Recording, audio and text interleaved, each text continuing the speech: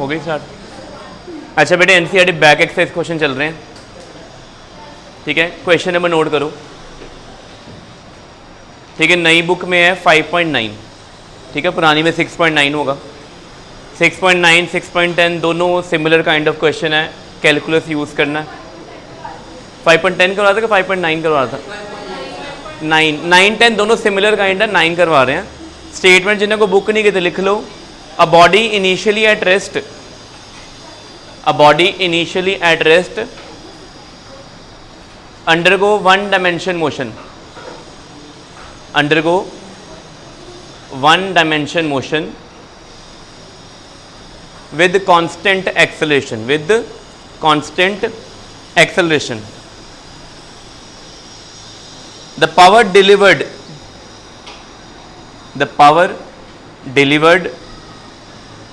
to it,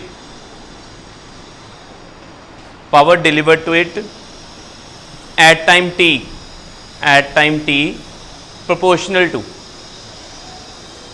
power delivered to it at time t proportional to it.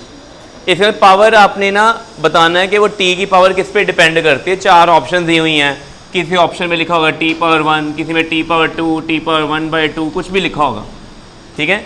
और learn कर नहीं सकते question को, हमें सॉल्व करना पड़ना। जो पावर पूछी हुई है एट ए टाइम पूछी हुई है और इंटरवल में पूछी हुई है। कहाँ लिखा है? इंटरवल ऑफ टाइम टी और एट ए टाइम टी, पढ़ो। तो ये कौन सी पावर हुई फिर? इंस्टेंटेनियस, ठीक है। पावर का फॉर्मूला जो 10th में आपने किया है वो ये था, work done per unit time, यही पढ़ा था ना। जो टाइम आप नोट करते हो वो प्रॉपर कैलकुलेट किया हुआ टाइम होता है कि इंस्टेंटेनियस वाला टाइम होता है। एवरेज टाइम, तो ये कौन सी पावर आती है? एवरेज। क्या हमसे ये एवरेज पावर पूछी हुई है? हमसे पूछी है इंस्टेंटेनियस। तो इंस्टेंटेनियस जब भी पावर आती है, जब भी क्वांटिटी, वो डेरिवेटिव से होती है, dw/dt। ठीक हो गया? पहले कोई डाउट इसमें? वर्क एनर्जी थ्योरम क्या कहती है? वर्क डन इक्वल टू, तो इसको dk/dt भी लिख सकते हैं। It can be like that dw/dt, it can also like that dk/dt। दोनों पॉसिबल है कि नहीं है? दोनों ही पॉसिबल है। कोई डाउट यहाँ तक? ठीक है। गिवन क्या है?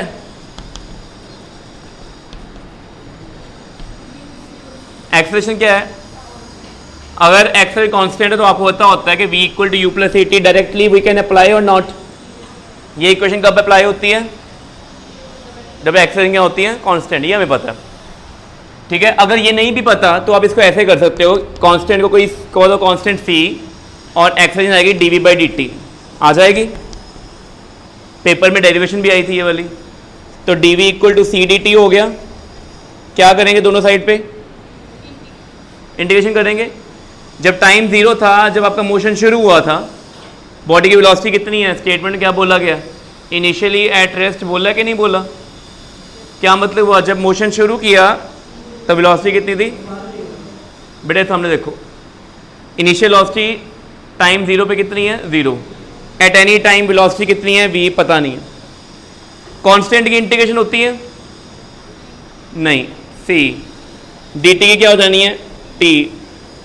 और यहाँ पे होती है लोअर लिमिट, यहाँ पे क्या होती है? Upper limit. ये पता पहले आपको? dt की इंटीग्रेशन क्या आएगी? t आएगी। अपर लिमिट t है, लोअर कितनी है? तो पहले ऊपर क्या पुट करोगे? ct माइनस सी 0, तो 0 तो 0 ही हो गया।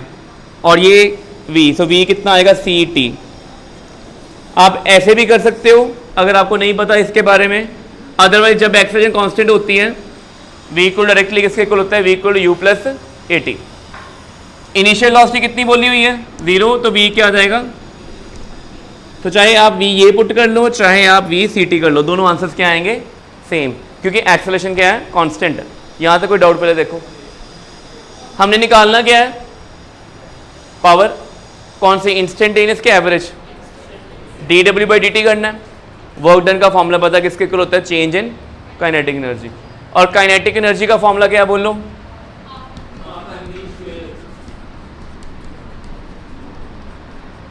v की वैल्यू क्या है? 80, क्योंकि टाइम आंसर किसने पूछा हुआ है? टाइम में। dt of half m² t², यहां तक आ जाएंगे।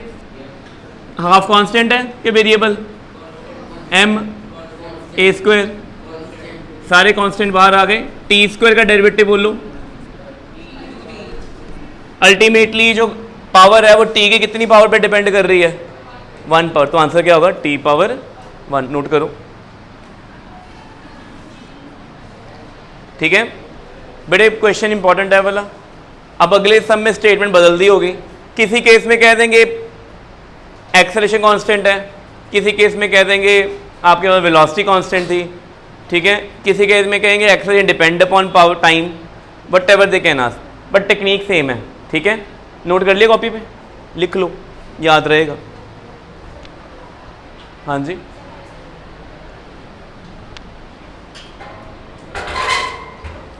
कर लिया नोट?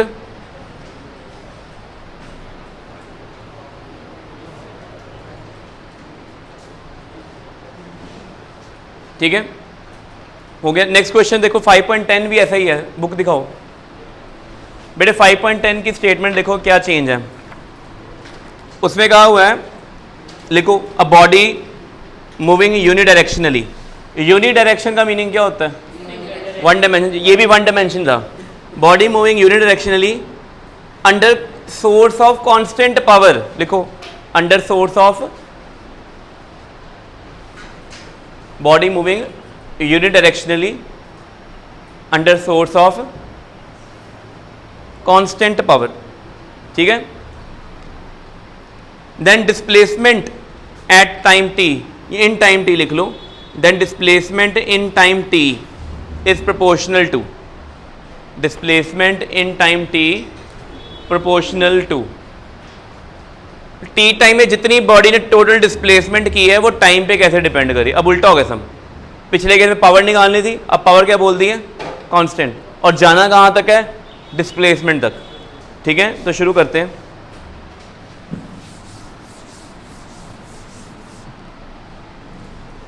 पावर डी के बाई डी टी, उसको लिख दिया सी, सी क्या है? कांस्टेंट, लिख दिया। डी के कितना आ गया? सी डी टी आ गया। इंटीग्रेट करके ये क्या आ गई? टोटल काइनेटिक एनर्जी, ये क्या आ गया? C t. हम मान लेते हैं इनिशियली क्या है? Body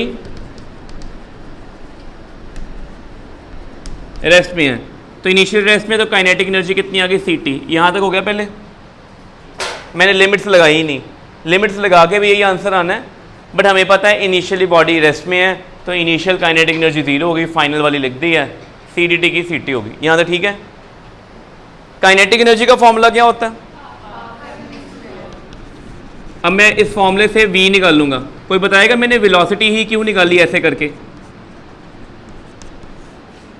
Y I calculated velocity here. मेरे को फाइनल आंसर किसका चाहिए? डिस्प्लेसमेंट, वो होती है x या s। वेलोसिटी का फॉर्मूला क्या होता है? ds by D T. तो पहले वेलोसिटी निकलेगी तभी तो ds बाई डी टी करके ds निकलेगा ना। यहाँ तक आ गए। वेलोसिटी का फॉर्मूला क्या है? dx by D T. ये रूट 2cm सब कांस्टेंट, t पावर क्या होगी?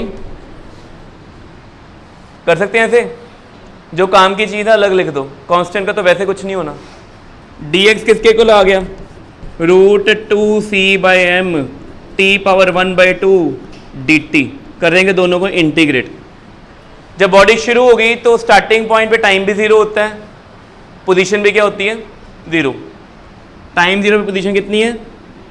जब टाइम t हुआ तो पोजीशन कितनी हो गई? dx की इंटीग्रेशन कितनी हो गई? x। और ये 2cm बाहर चले गए, t पावर 1/2 की इंटीग्रेशन t/3/2 ओवर 3/2। ये पता लगा क्यों आया ऐसे? x पावर n का इंटेग्रल क्या होता है? n+1 ओवर n+1, पावर में n+1, डिनोमिनेटर में। तो अगर 1/2 में 1 ऐड करोगे तो क्या आएगा? 3/2, नीचे भी क्या आ जाएगा? और सिंप्लीफाई करोगे तो क्या आएगा? ये 2/3 रूट 2c/m t पावर 3/2। तो अपनी बुक में आंसर देखो, उन्होंने प्रोपोर्शनलिटी पूछी हुई है, क्या उसमें कोई प्रोपोर्शनलिटी है t पावर 3/2? देखो बुक में है, बस आ गया आंसर। यही पूछा था। किसी सब में पावर देके ये आ जाएगा, किसी के में डिस्प्लेसमेंट देके, वेलोसिटी देके, आगे पूछ लेंगे आपसे। पिछले समय एक्सेलरेशन कांस्टेंट बोली हुई थी, इस समय पावर कांस्टेंट, टेक्निक सेम ही है। आपने हो सकता है वैसे पावर से काइनेटिक एनर्जी को डिफरेंशिएट करते हैं वेलोसिटी को, तो क्या आती है एक्सेलरेशन, और वेलोसिटी को dx/dt करके इंटीग्रेशन करें तो क्या आती है डिस्प्लेसमेंट। नोट कर लो पहले ये, ठीक है। यहाँ तक स्टेप किसी को डाउट?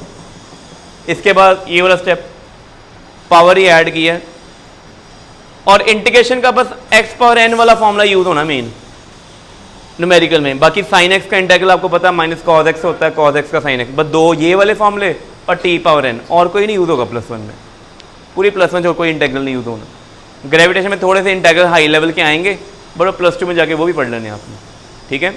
यहाँ तो कोई डाउट हो गया, ठीक है। नेक्स्ट क्वेश्चन देखते हैं। तो ये क्वेश्चन था 5.10। अब 5.9 5.10 दोनों वेरी इंपॉर्टेंट लिखो, और एक सॉल्व एग्जांपल मैंने ऑलरेडी बोली हुई है 5.7 वर्टिकल सर्कल वाली, पूरी 5 नंबर की डेरिवेशन सीधे ही वो आ जाती है। वो डेरिवेशन कम न्यूमेरिकल है क्वेश्चन वो वाला, ठीक है। नेक्स्ट क्वेश्चन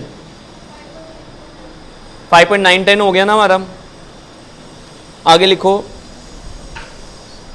अपना कोलिजन वाले क्वेश्चंस कर लेते हैं बेटे। 5.11 से 15 तक आपने खुद करना है, ये कोई ज़्यादा डिफिकल्ट क्वेश्चन ही हो जाएंगे। कोलिजन है 5.16, स्टेटमेंट देखो 5.16 में डायग्राम्स बनी हुई हैं ऐसी, ठीक है। 3 बॉल्स हैं, 1 2 एंड 3 मार्क किया हुआ है। कोलिजन सभी में इलास्टिक बोला हुआ है और आइडेंटिकल हैं।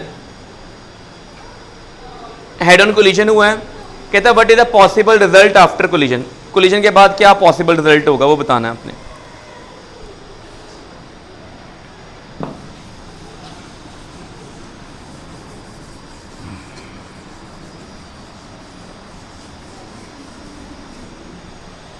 ये देखो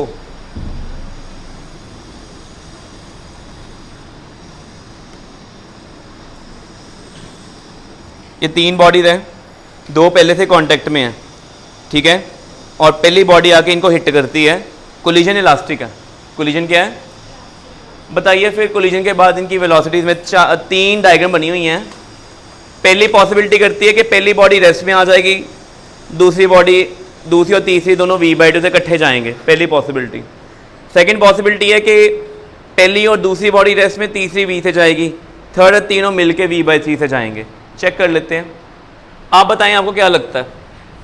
ये m है, ये मान लेते हैं कितना हो गया टोटल मास 2m है, स्टिक हो जाएंगी। चेक कर लेते हैं, हमें नहीं पता अभी हमें नहीं पता। ये m है, ये टोटल 2m है, और इंडिविजुअली कितना है। अगर elastic collision between identical bodies में होता है तो आपको पता है कौन सा केस आता है। 2 मासें सेम है, पहली बॉडी ने इसको हिट किया, कोलिजन इलास्टिक है, तो पहली बॉडी क्या नहीं रेस्ट में, दूसरी ने मूव करना है। तो रीजन आपने लिखना पहले, वेरी इंपॉर्टेंट लिखो, पहले लिखो elastic head on collision, elastic head on collision between identical bodies, elastic head-on collision between identical bodies, velocities get interchanged, velocities get interchanged। ये रीज़न मैंने आपको बोला हुआ है, 5 नंबर का क्वेश्चन पूरा प्रूव करना पेपर में आता है, ठीक है। इस चैप्टर में देखो, यहाँ तो ये इलास्टिक कोलिजन वाला क्वेश्चन आता है, यहाँ वर्टिकल सर्कल, दोनों में से चॉइस होती है और एक तो आना ही है पेपर में। पहली बॉडी और दूसरी बॉडी आइडेंटिकल हैं, ये v से आ रही है, रेस्ट में 0। इन दोनों में जब कोलिजन होना तो इनकी वेलोसिटीज क्या होनी है, मतलब पहली बॉडी ने क्या हो जाना है रेस्ट पे, दूसरी ने v से आगे मूव करना है। जैसे ही उसने v से मूव करना शुरू करना था, किसको कोलाइड कर देना, दूसरी बॉडी भी क्या हो गई, फिर मूव कौन करेगा, कितनी वेलोसिटी से। ये रियल लाइफ कोलिजन है कि सब एटॉमिक पार्टिकल्स में, रियल लाइफ में ऐसा नहीं होता। रियल लाइफ से ऐसा पॉसिबल है ना, सब एटॉमिक्स पॉसिबल है कि सब एटॉमिक में इलास्टिक होते हैं। इलास्टिक कोलिजन 1 डायमेंशन में आएगा, ये रेस्ट में है, होना क्या है, इसने आना इसने रुक जाना, ऐसे चल जाना। रियल लाइफ में ऐसा होगा कभी कि पिछली बॉडी एकदम रुके और ये चले जाए, ये दोनों ही मूव करेंगे ना ऐसे। बट इलास्टिक में क्या होता है, 1 डायमेंशन में आइडेंटिकल मासेस में ये आ रहा है, ये रुक गया, ये चलना शुरू हो गया, ठीक है। क्वेश्चन क्लियर हो गया बेटे ए चीज़ का। नेक्स्ट क्वेश्चन 16 तक पहुंच गए हैं, 5 रह गए हैं, एक क्वेश्चन करते हैं अब। हाँ जी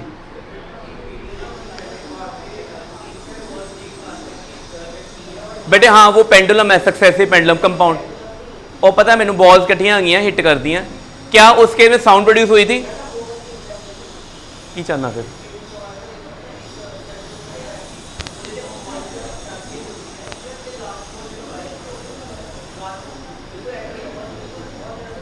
हाँ ठीक है, यही है मोमेंटम ट्रांसफर।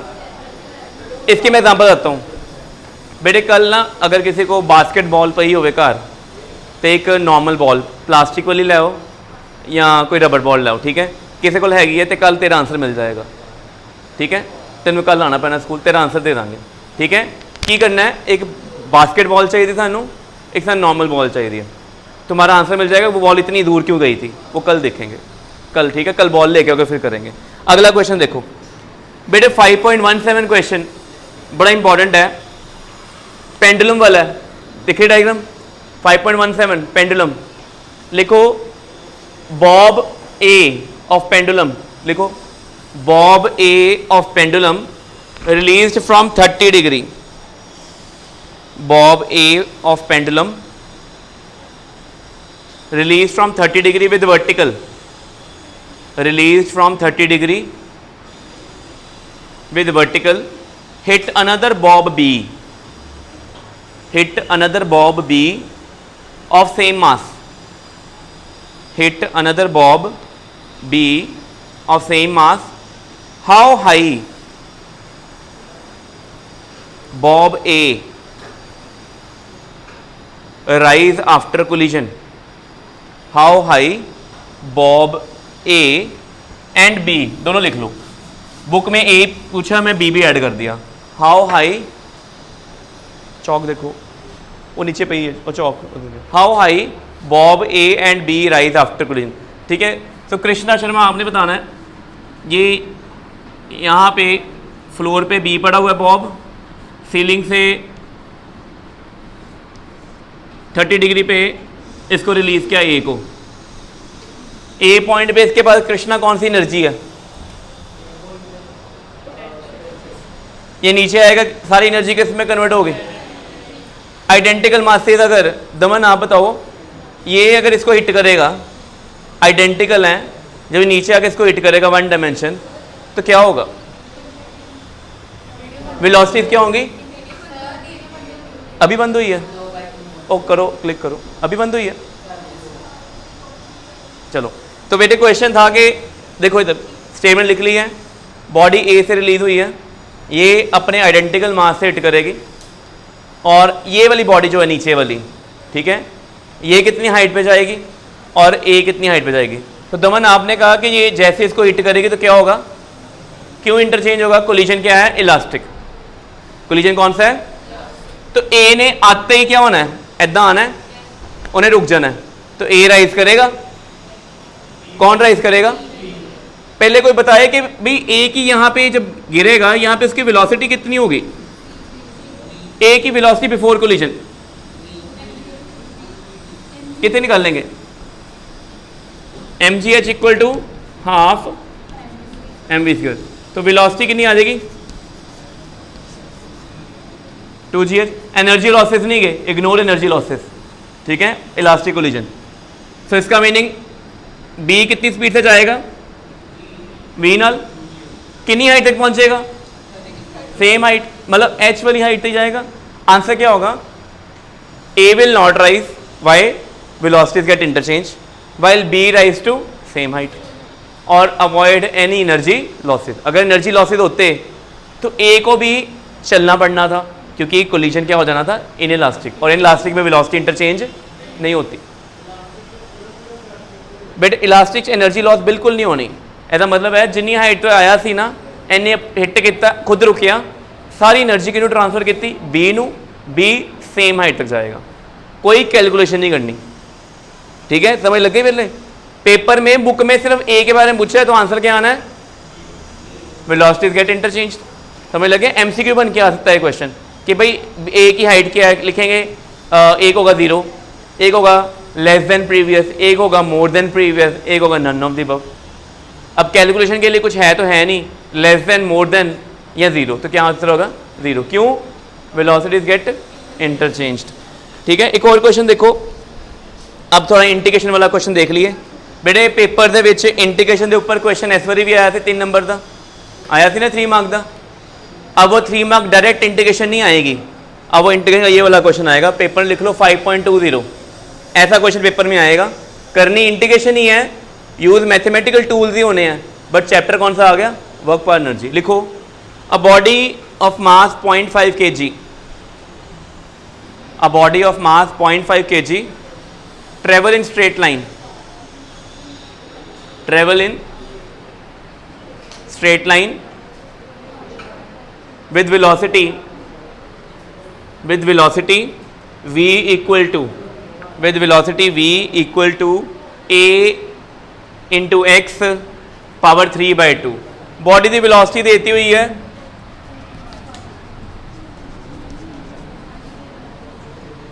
वेयर ए की वैल्यू कितनी है? 5 यूनिट्स, कुछ भी यूनिट्स हैं 5 हैं। Calculate work done by net force. लिखो बेटे, calculate work done by net force in moving body from, calculate work done by net force in moving body from x equal to 0 to x equal to 2 metre, x equal to 0 to x equal to 2 metre. Body की velocity है, कहते हैं work done करना है force का, जो body को कहाँ से कहाँ तक मूव करे 0 से। तो वर्क डन का फॉर्मूला होता है, एक होता है F.S, वो कब लगाते हैं? जब फोर्स क्या होती है? कांस्टेंट। हमें तो पता ही नहीं है, अभी तो फोर्स निकाल लेंगे। और दूसरा फॉर्मूला क्या होता है? F.ds integration. पहले चेक करते हैं फोर्स कैसे आएगी। फोर्स का फॉर्मूला बोलो, VRN क्या होता है? ये सिंगल फोर्स होती है कि नेट फोर्स होती है? Net force. हमेशा इंडिविजुअल फोर्सेस नहीं देखनी, उनका रिजल्टेंट MA के इक्वल करना होता है। अच्छा भाई, F के लिए MA तो आ गया, A कैसे निकाल लें? यहाँ पे तो V गिवन है। A का फॉर्मूला क्या होता है? पेपर में क्वेश्चन भी आया था, एक्सेलरेशन का निकालनी थी। ये तब लगाते हैं जब कांस्टेंट होती है, ऐसा तो कुछ है ही नहीं। बेटे डिफरेंट क्या फॉर्मूला होता है? क्या यहाँ पे dV/dt लगाना चाहिए? क्या वेलोसिटी टाइम पे डिपेंड कर रही है? वेरी गुड, कौन? वेरी गुड, ये वाला फॉर्मूला। बेटे पेपर में जिसने v/dv/dx का फॉर्मूला लिखा, मैंने 1 नंबर दिया उसको पूरा, 1.5 देते हैं 3 नंबर देखो जिन्हें फॉर्मूला लिखे है। तो जिन्हें कल dV/dt लिखा है जिन्हें 10 नंबर देता है, क्योंकि ये फॉर्मूला इंपॉर्टेंट है, पता होना चाहिए है। If v depend upon time then dV/dt, if v depend upon x या पोजिशन देन v dV/dx। अच्छा, v की वैल्यू लिख दी।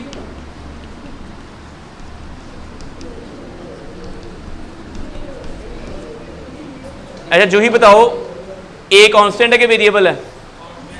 a बाहर आ गया, a² हो गया। जो ही फिर x 3/2 की डिफरेंशिएशन क्या होगी? कोई ना बोले।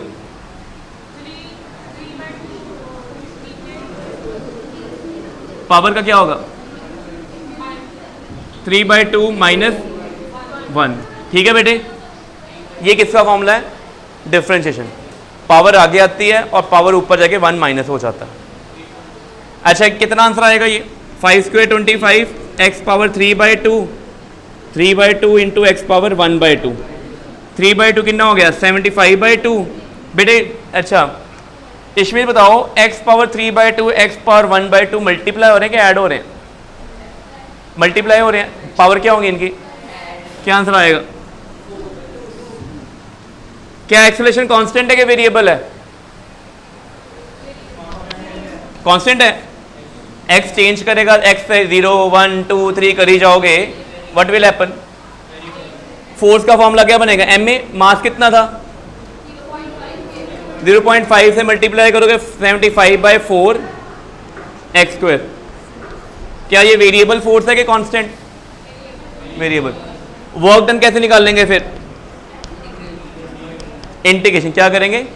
कहां से कहां तक मूव करवाना है? तो x की लिमिट 0 से कहां तक जाएगी? f की वैल्यू 75/4 आई।